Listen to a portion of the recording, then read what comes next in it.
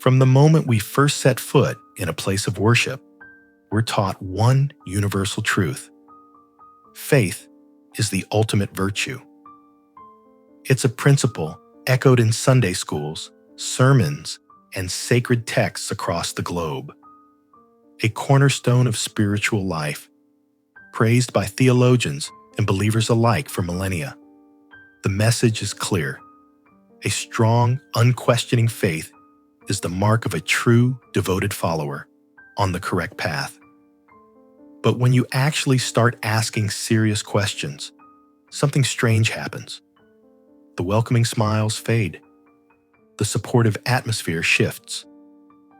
A different, more guarded response begins to emerge from the leadership. What you are about to discover is the unspoken rulebook that governs every major religion. A pattern of control so consistent, it points to a secret they are desperately trying to protect. A secret we will uncover today. If you've ever felt that shift, that subtle coldness after a genuine question, you need to see this through. Like, subscribe, and hit the notification bell, because what we're revealing will change how you see organized faith forever. Now, let's pause and really think about that for a moment. In any other area of our lives, the act of questioning is not just tolerated, it's celebrated. It's the engine of progress. If you're in a university lecture, a professor would be thrilled if you raised your hand and asked for clarification on a complex theory. That question shows you're engaged. You're thinking critically. You're digging deeper. In a science lab, every single breakthrough in human history began not with a statement, but with a question. What if? How does? Why is this happening? The entire scientific method is built upon a foundation of systematic, rigorous questioning. Or think about the business world. If a company makes a bold claim about a new product that will revolutionize the market, what do investors and journalists do? They ask for the data. They demand evidence. They probe for weaknesses in the plan. This process of scrutiny is what separates viable innovations from empty hype. It's how we discern truth from falsehood. It's how we learn. So, I want you to hold that thought. This fundamental, universally praised tool of understanding, this method that has taken us to the moon, cured diseases, and built civilizations, is treated very differently in one specific domain. The very institutions that claim to hold the ultimate absolute truths about reality, about our purpose, about the universe itself, often react to the same tool not with encouragement, but with suspicion, with deflection, and sometimes with outright fear. This is the central paradox we are going to unravel. This isn't about attacking anyone's personal faith. This is about examining a structural phenomenon. Why is the one thing that drives every other form of human knowledge and advancement so often seen as a spiritual threat? The answer to that question reveals everything. It opens a door to understanding the true nature of power, control, and the unspoken contract between many religious institutions and their followers. And to understand how deep this rabbit hole goes, we need to look back. We need to see that this is not a new problem, but an ancient one.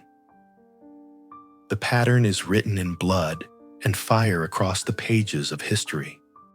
This isn't a modern phenomenon or a conspiracy theory. To understand the depth of this fear, we need only to look at the pages of history, where the consequences of asking questions were not just social discomfort, but often torture and death. The pattern of silencing is not a bug in the system. It's a foundational feature.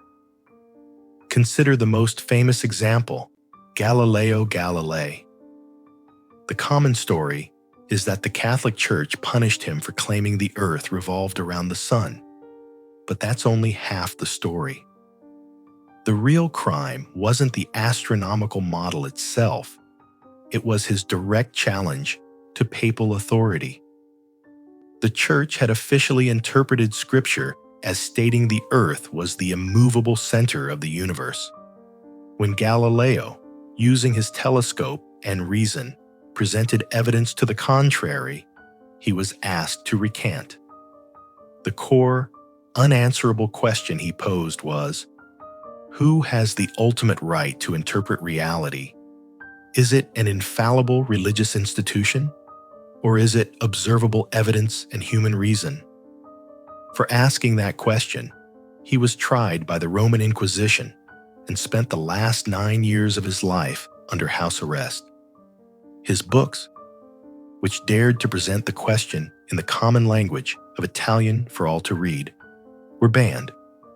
This was a definitive statement. The question itself was a threat. But Galileo was far from alone. For centuries, the Spanish Inquisition operated as a perfectly tuned machine for eliminating questions. Its purpose was not just to punish overt heresy, but to root out any private doubt or intellectual deviation from approved Catholic doctrine. Conversos, Jews and Muslims who had converted to Christianity, were watched with intense suspicion. Their sincerity constantly questioned. Were they practicing their old faith in secret? Were they asking the wrong things amongst themselves? The methods of the Inquisition, torture, public humiliation in auto da fes, and execution were designed to create a culture of such profound terror that the very act of independent thought became too dangerous to contemplate. It was a system that declared, do not question, do not doubt, do not think for yourself. And a century before Galileo, there was John Hus, a priest in Bohemia. His crime? He questioned the moral authority, the wealth, and the corrupt practices of the clergy. He argued that the Bible, not the Pope, was the ultimate Christian authority, and he preached in the common language so everyone could engage with Scripture directly. For this, he was summoned to the Council of Constance, promised safe passage, and then arrested, tried, and burned at the stake as a heretic. The irony is devastating. As the flames consumed him, he reportedly said, "I am willing to be corrected from the Holy Scriptures." He was a man who lived and died by the principle of questioning authority through Scripture, and, for that, he was silenced with fire. His death sparked the Hussite Wars, proving that you can kill a questioner, but you cannot always kill the question. These aren't just grim stories from the past. They are extreme examples of a principle that is still in play today. The tools have simply evolved from the stake and the rack to something far more subtle, yet equally effective: psychological and social control. So, how does this ancient fear of questions manifest in our modern, seemingly enlightened world? The playbook has been updated, trading physical violence for psychological leverage. Today, the mechanisms of control are less about breaking bones and more about reshaping thoughts, using a set of sophisticated tools designed to make you silence yourself. The first and most powerful tool is the framing of critical thinking itself as a dangerous doctrine. You are actively discouraged from doing your own research. If you encounter a historical or scientific fact that challenges the group's teaching, you're not told to investigate it further. Instead, you're warned away from the source. You'll hear phrases like, "Don't read that website," it's full of lies, or that author is an agent of deception. This is often coupled with a theological claim that your own mind is fallen, deceitful, or cannot be trusted without the official interpretation provided by the leadership. Think about the profound implications of that. The very faculty you use to navigate reality, your reason, is declared to be the enemy of truth. The message is clear. Curiosity is not a virtue. It is the first step off a cliff. This creates a state of intellectual dependency, where you must outsource your thinking to the approved authorities. When that doesn't work, the second tool is deployed, the ever-present threat of social ostracization. This isn't usually a formal decree. It's a subtle, pervasive understanding. Everyone in the community knows that asking certain questions gets you labeled. You become the troublemaker, the doubter, the one who is spiritually weak. Conversations slowly exclude you. Friends from the congregation become distant. In many tight-knit religious communities, your entire social safety net, your friends, your support system, sometimes even your family, is intertwined with your adherence to the group. The fear of losing that, of being cast out into the cold, is a more powerful silencer than any official punishment. It preys on our most fundamental human need, to belong. This is reinforced by the third tool, the rigid us versus them narrative. The moment you start questioning, your motives are immediately reframed. You are no longer a sincere seeker of truth. You are now someone being influenced by the secular world, led astray by the devil, or siding with the enemies of the faith. This brilliant tactical move does two things. First, it isolates you, making you doubt your own intentions. Second, and more crucially, it redefines your internal struggle as an external attack. You are no longer a member of the in-group, asking valid questions. You have psychologically aligned yourself with the out-group. Questioning is no longer an act of internal development. It's an act of betrayal.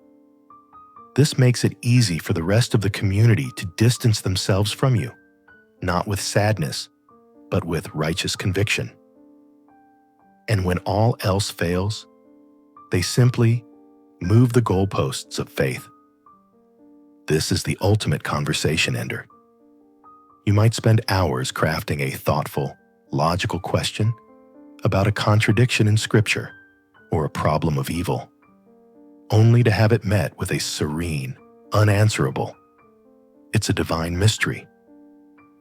God's ways are higher than our ways.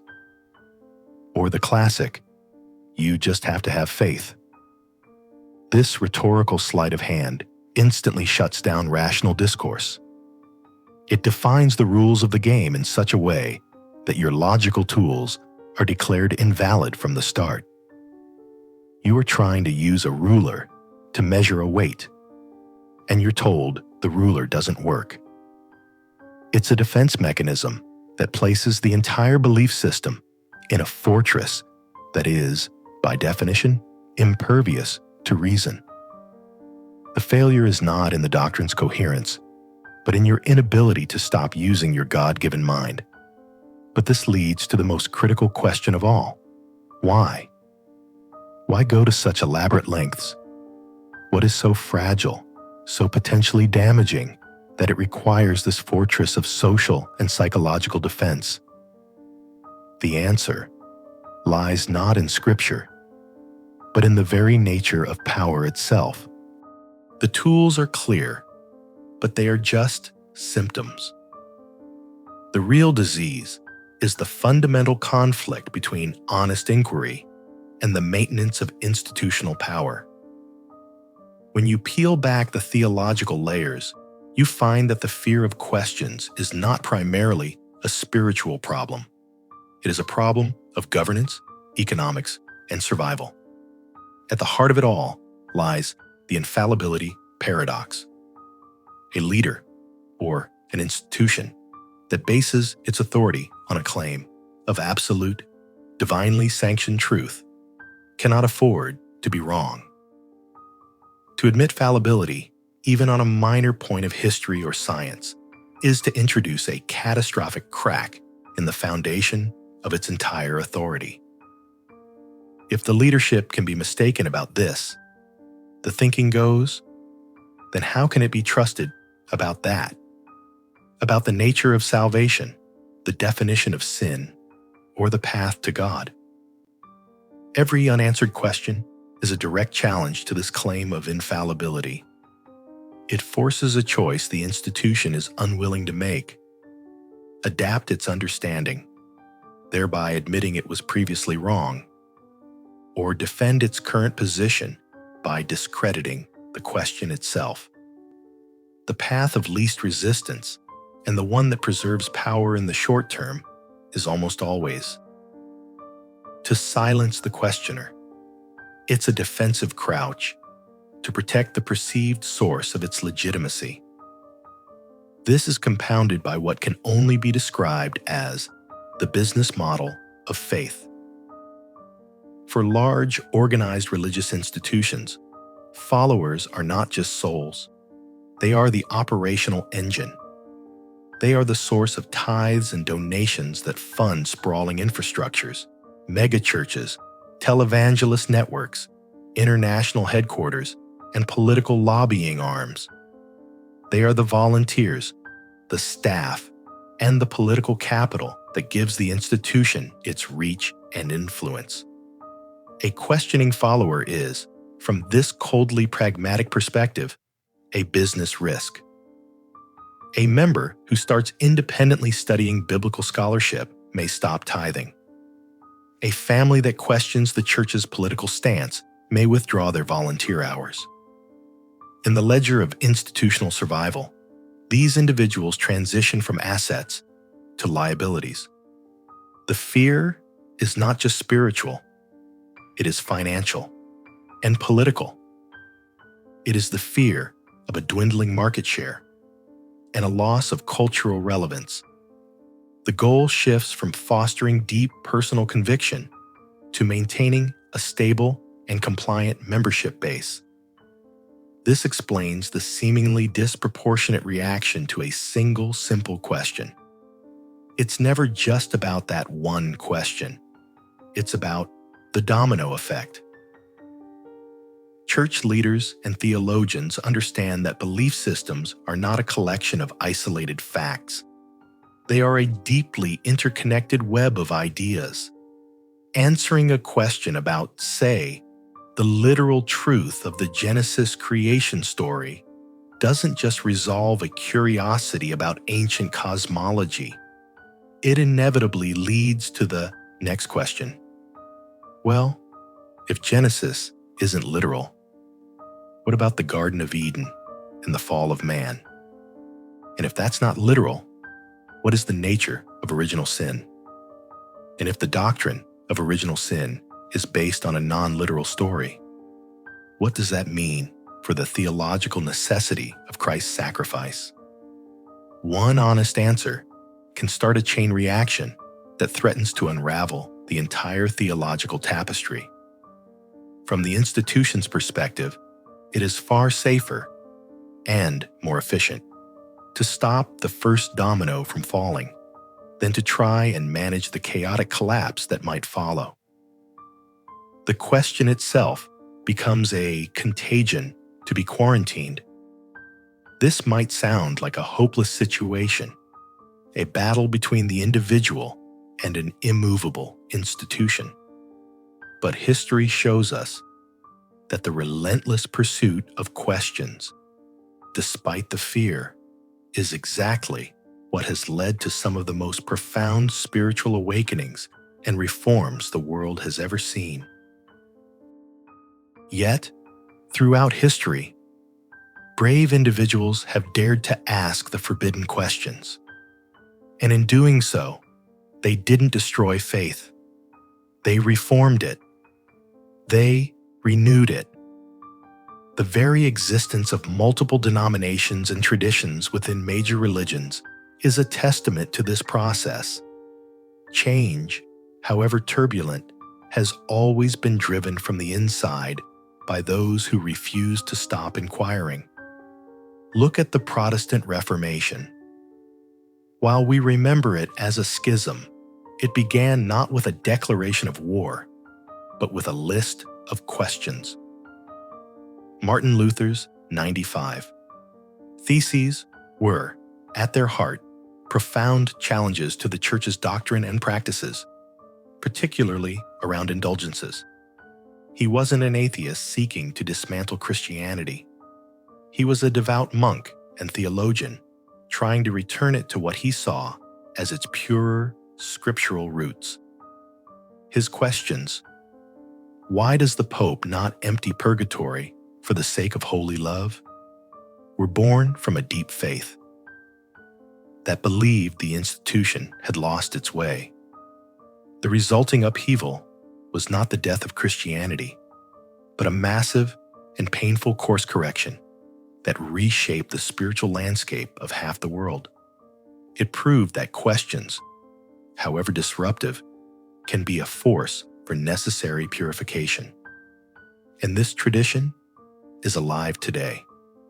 Consider theologians and philosophers like Dr. Francis Collins, the renowned geneticist who led the Human Genome Project, who sees the intricate code of DNA as a source of awe that complements his Christian faith. Or the late Rachel Held Evans, a Christian author who openly wrestled with doubt, asked difficult questions about biblical interpretation and social justice, and inspired millions to embrace a more expansive, questioning faith. In every tradition, from Judaism to Islam to Buddhism, there are thinkers who demonstrate that rigorous intellectual inquiry and deep spiritual commitment are not enemies, but partners in the pursuit of truth. They model a faith that is dynamic, lived, and resilient, not fragile and sheltered. This forces us to radically reframe what we mean by faith. A faith that must be protected from questions is a weak faith. It is a house of cards that cannot withstand a breeze. But a faith that has been tested, challenged, and confronted with difficult realities is a faith of steel and stone. It's the difference between a blind belief you're afraid to examine and a conviction you have arrived at through struggle and thought.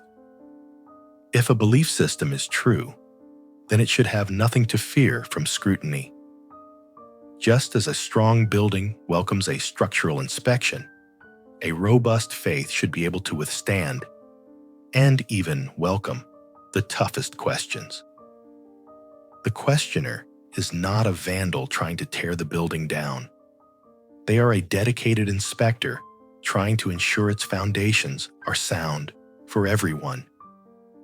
So if you are in an environment where you are punished for your curiosity, where you are made to feel small, sinful, or rebellious for the crime of wanting to understand, know this: you are not the problem.